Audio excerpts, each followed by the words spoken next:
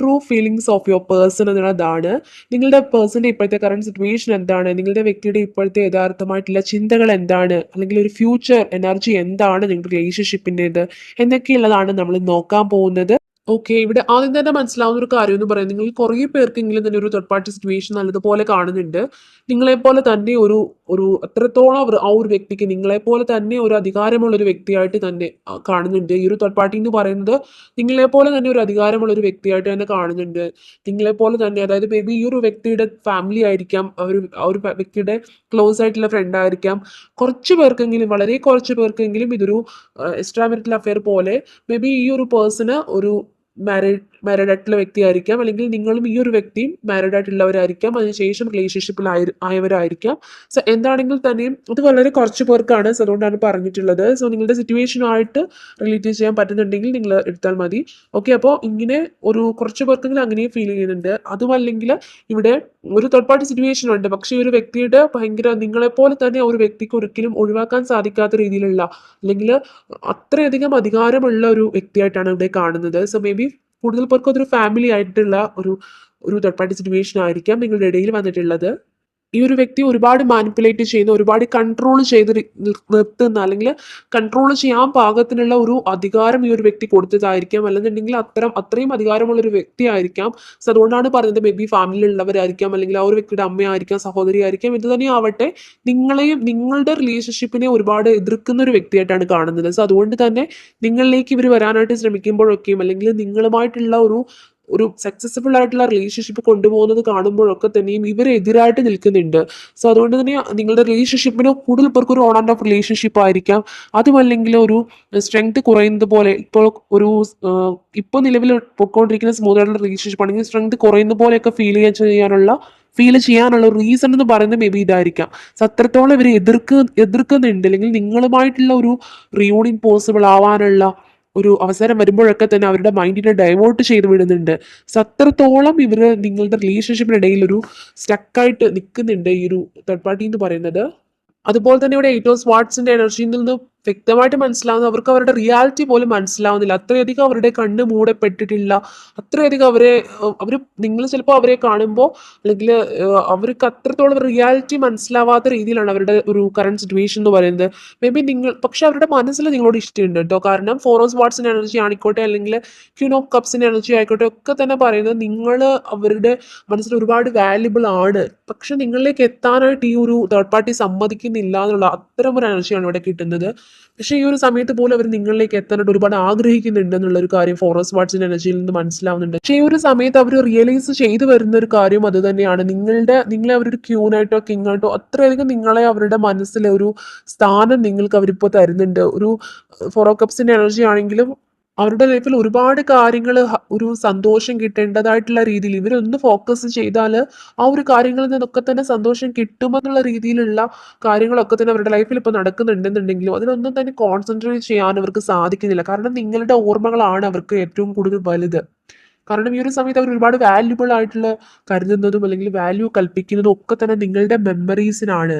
So അതുകൊണ്ട് തന്നെ, പക്ഷേ ഒരു യാഥാർത്ഥ്യം മനസ്സിലാക്കാണ്ടിരിക്കാൻ വയ്യാത്തൊരു കാര്യം എന്താണെന്ന് വെച്ചാൽ, ഒരുപാട് അവരുടെ ലൈഫിൽ ഒരു തേർഡ് പാർട്ടി സിറ്റുവേഷൻ, നിങ്ങളുടെ ലൈഫിൽ ഒരു തേർഡ് പാർട്ടി സിറ്റുവേഷൻ ഉണ്ടായിരുന്നു. അത് കാരണം അവർ കൺഫ്യൂസ്ഡ് ആയിട്ടുള്ള ഒരു അവസ്ഥയിലായിരുന്നു ഈ അടുത്ത് വരെ. ചിലപ്പോൾ പക്ഷേ ഇപ്പോൾ ഒരു ന്യൂ ബിഗിനിങ് കാർഡ് പോലെ തന്നെ നമുക്കിവിടെ സൺ കാർഡ് കിട്ടിയിട്ടുണ്ട്. അതുകൊണ്ട് തന്നെ ഈ ഒരു സിറ്റുവേഷനിൽ ഒരു മാറ്റം വരാനുള്ള ഒരു അവസരം ഇവിടെ കാണുന്നുണ്ട്, ഒരു പോസിബിലിറ്റി കാണുന്നുണ്ട്. എന്നിരുന്നാലും അവരുടെ അവസ്ഥ എന്ന് പറയുന്നത്, ഈ ഒരു വ്യക്തി ഒരുപാട് മാനിപ്പുലേറ്റ് ചെയ്യുന്നുണ്ട്. ഈ ഒരു തേർഡ് പാർട്ടി ഈ ഒരു വ്യക്തിയെ ഇവർ ഒരുപാട് കൺഫ്യൂസ്ഡ് ആക്കുന്നുണ്ട്. നിങ്ങളുടെ റിലേഷൻഷിപ്പിനെ കുറിച്ചിട്ടോ, അല്ലെങ്കിൽ നിങ്ങളുടെ റിലേഷൻഷിപ്പിന്റെ ഫ്യൂച്ചറിനെ കുറിച്ചിട്ടൊക്കെ ഓർക്കുമ്പോൾ ഇവർക്ക് ഒരുപാട് കൺഫ്യൂഷൻസ് വരുന്നുണ്ട്. ചിലപ്പോൾ ഫിനാൻഷ്യലി ഉള്ള കാര്യങ്ങളായിരിക്കാം, അല്ലെങ്കിൽ ഒരു ഫിസിക്കൽ അപ്പിയറൻസ് വെച്ചിട്ടൊക്കെ തന്നെ ഇവർ നിങ്ങളെ കുറിച്ചിട്ട്, അല്ലെങ്കിൽ നിങ്ങളുടെ വ്യക്തിയെ കുറിച്ചിട്ടൊക്കെ ഒരുപാട് കമ്പാരിസൺ നടത്തുന്നുണ്ട്. അത്തരം ഒരു കമ്പാരിസൺ പോലെയൊക്കെ ഉള്ള സംസാരം വരുമ്പോൾ ഇവർ അങ്ങനെ ചിന്തിച്ചിട്ട് കൂടി ഇല്ലാത്തൊരു വ്യക്തിയാണെങ്കിലും ഇവർ അത്തരം രീതിയിലോട്ട് ചിന്തിച്ചു പോകുന്നുണ്ട്. സോ അത്തരം ഒരു രീതിയിലോട്ട് പോലും ഇവരെ നിങ്ങൾക്കെതിരായിട്ട് ഇവർ പ്രവർത്തിപ്പിച്ചിട്ടുണ്ടായിരുന്നു. പക്ഷെ ഈ ഒരു സമയത്താണെങ്കിൽ അവരുടെ മനസ്സെന്ന് പറയുന്നത് നിങ്ങളിലേക്കാണ്. അവർക്ക് പക്ഷേ എന്തൊക്കെ തന്നെ ചുറ്റുപാട് നടന്നിട്ടുണ്ട്, ഇവരുടെ മനസ്സ് എത്രത്തോളം ഈ ഒരു തേർഡ് പാർട്ടി തിരിക്കാൻ ശ്രമിച്ചിട്ടുണ്ടെങ്കിൽ കൂടിയും അതിൻ്റെയൊക്കെ ഇരട്ടി ശക്തിയിൽ തന്നെ നിങ്ങളുടെ ഓർമ്മകൾ അവരിലേക്ക് വരുന്നുണ്ട്. സോ അതുകൊണ്ട് തന്നെ അവർക്ക് ഒന്നിലും തന്നെ ഫോക്കസ്ഡ് ആവാൻ സാധിക്കുന്നില്ല, ഒന്നിലും കോൺസെൻട്രേറ്റ് ചെയ്യാൻ സാധിക്കുന്നില്ല, ഒരു കാര്യത്തിലും തന്നെ അവർക്ക് ശ്രദ്ധ കേന്ദ്രീകരിക്കാൻ സാധിക്കുന്നില്ല. പക്ഷെ നിങ്ങളിലേക്ക് എത്താൻ ശ്രമിക്കുമ്പോഴൊക്കെ തന്നെ അത് ഡൈവേർട്ട് ചെയ്ത് വിടുന്നുണ്ട് ഈ ഒരു തേർഡ് പാർട്ടി. സോ അതുകൊണ്ട് തന്നെ അവർക്ക് എന്തൊരു ഡിസിഷൻ എടുക്കണം എന്നൊക്കെ ഓർത്തിട്ട് അവർ കൺഫ്യൂസ്ഡ് ആണ്, കൺഫ്യൂസ്ഡ് ആയിരുന്നു എന്ന് വേണം പറയാൻ. സോ നമുക്കിവിടെ ദ സൺ കാർഡ് കിട്ടിയിട്ടുണ്ട്. സോ അതുകൊണ്ട് തന്നെ ഒരു ന്യൂ ബിഗിനിങ് നിങ്ങളുടെ ലൈഫിലേക്ക് വരാനുള്ള ഒരു പോസിബിലിറ്റി കാണുന്നുണ്ട്. അതുപോലെ തന്നെ ടു ഓഫ് കപ്സിന്റെ എനർജി ആയിക്കോട്ടെ, നിങ്ങൾക്ക് പകരമായിട്ട് റീപ്ലേസ് ചെയ്യാനായിട്ട് മറ്റൊരു വ്യക്തിയെ കൊണ്ട് സാധിക്കില്ല എന്നൊക്കെ ആ ഒരു വ്യക്തി ഒരു സമയത്ത് റിയലൈസ് ചെയ്യുന്നുണ്ട്. പക്ഷേ ഈ ഒരു വ്യക്തിക്ക് ഈ ഒരു സമയത്ത് ഭയങ്കര കൺഫ്യൂഷൻ വരുന്നുണ്ട്. ഒരു കൺഫ്യൂസ്ഡ് ആണ് ഇവര്. നിങ്ങൾ ഇവരിൽ നിന്ന് ഇനി മാറിപ്പോകുമോ? ഈ ഒരു തേർഡ് പാർട്ടിയുടെ അല്ലെങ്കിൽ ഈ ഒരു മൂന്നാമതൊരാൾ വന്നിട്ടുള്ള അല്ലെങ്കിൽ ഒരു ഫാമിലി ഈ ഒരു വ്യക്തി കംപ്ലീറ്റ്ലി കൺഫ്യൂസ്ഡ് ആണ് ഈ ഒരു സമയത്താണെങ്കിൽ കൂടി. കാരണം കൂടുതൽ പേർക്കും ഇതൊരു ഫാമിലി ആണെന്ന് ഞാൻ പറഞ്ഞിട്ടുണ്ടായിരുന്നു. സോ അതുകൊണ്ട് തന്നെ അങ്ങനെ ഒരു എനർജിയാണ് ഇവിടെ കിട്ടിയിട്ടുള്ളത്. സോ ഈ ഒരു വ്യക്തിക്ക് എത്രത്തോളം വേണ്ടപ്പെട്ടിട്ടുള്ള ഒരാളാണ്. സോ അതുകൊണ്ട് തന്നെ ഫാമിലി ആണോ നിങ്ങളാണോ അങ്ങനെ കമ്പയർ ചെയ്ത് നോക്കുമ്പോൾ തന്നെ ഈ ഒരു വ്യക്തിക്ക് ഒരു കൺഫ്യൂഷൻ വരുന്നുണ്ട്.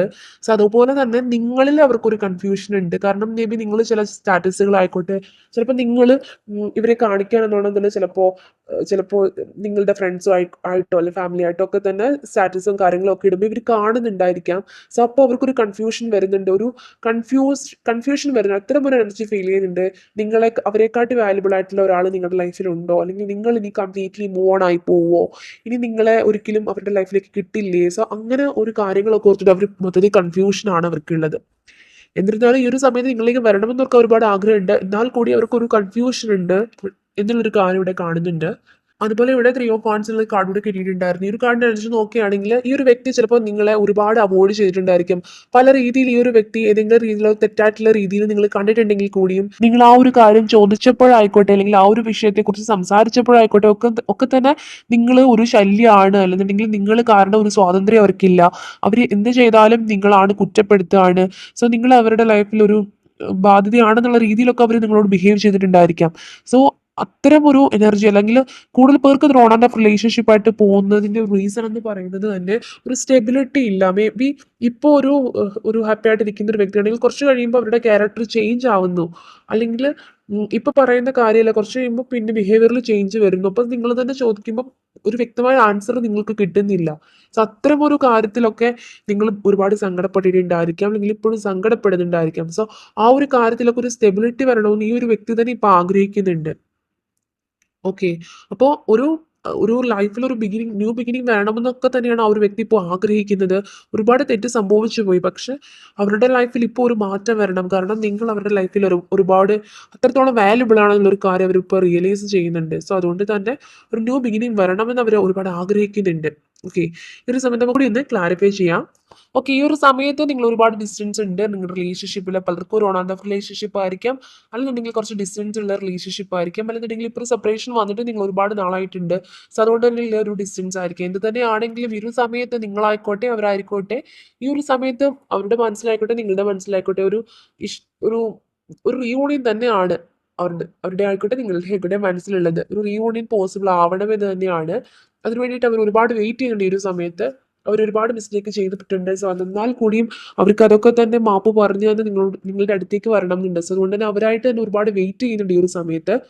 അതുപോലെ തന്നെ ഫൈവ് ഓഫ് വാണ്ട്സിന്റെ എനർജി നോക്കുകയാണെങ്കിൽ ഒരു തേർഡ് പാർട്ടി സിറ്റുവേഷൻ ഉണ്ട്. എന്നാലും അവരിൽ നിന്നൊക്കെ തന്നെ അതൊന്നും തന്നെ ഈ ഒരു സമയത്ത് അവർ കാര്യമാക്കാണ്ട് തന്നെ നിങ്ങളിലേക്ക് എത്തണമെന്ന് കരുതിയിട്ട് ഫൈറ്റ് ചെയ്യുന്നുണ്ട്. ഒരുപാട് ഒബ്സ്റ്റക്കിൾസ് ഉണ്ടായിരിക്കും. സോ ഇനി പലർക്കും ഇതൊരു ഫാമിലി സപ്പോർട്ട് ഇല്ലാത്തൊരു റിലേഷൻഷിപ്പ് ആയിരിക്കാം. സോ അതുകൊണ്ട് തന്നെ അവരുടെ ഫാമിലിയിലുള്ള ആ ഒരു ഒബ്സ്റ്റക്കിൾ ആയിരിക്കാം, അല്ലെങ്കിൽ അവരിൽ നിന്ന് തന്നെ കാര്യങ്ങളൊക്കെ പറഞ്ഞ് മനസ്സിലാക്കി നിങ്ങളിലേക്ക് വരാൻ അവർ ശ്രമിക്കുന്നുണ്ടായിരിക്കാം. പക്ഷെ പലപ്പോഴും അവരതിനെ പരാജയപ്പെടുന്നതായിട്ടാണ് കാണുന്നത്. എന്നിരുന്നാലും അവർക്കൊരു ഡിസിഷൻ ഇപ്പോൾ തോന്നുന്നുണ്ടല്ലോ, കാരണം നിങ്ങളെ വേണം എന്നുള്ളൊരു ആ ഒരു ഡിസിഷൻ. സോ അതുകൊണ്ട് തന്നെ നിങ്ങളിലേക്ക് അവർ എത്താനുള്ള ഒരു സാധ്യത വളരെയധികം കൂടുതലാണ് ഈ ഒരു റീഡിങ്ങിൽ മനസ്സിലാവുന്നത്.